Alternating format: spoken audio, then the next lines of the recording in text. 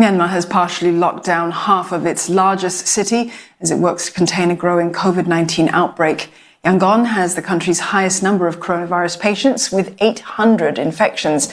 Leon Waikit tells us how the country is juggling the pandemic and an election campaign. This is what Yangon woke up to on Thursday.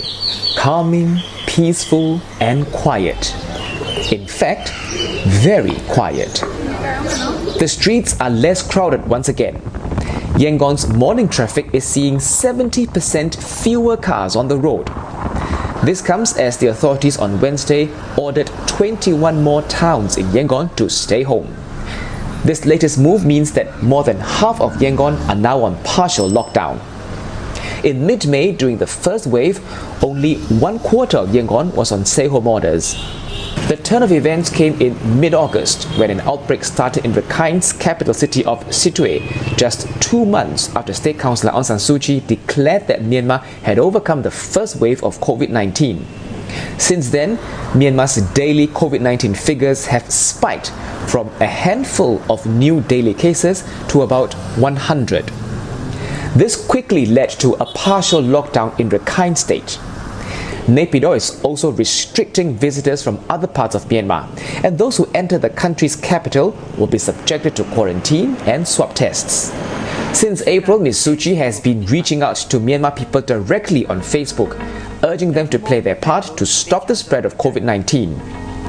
She also live streams online meetings with health officials, a job that's all the more important now. She has a work cut out for her. Some 30 officials who work in the president's and her office were quarantined after one of them tested positive for COVID-19. And all these come as the country is preparing for the polls.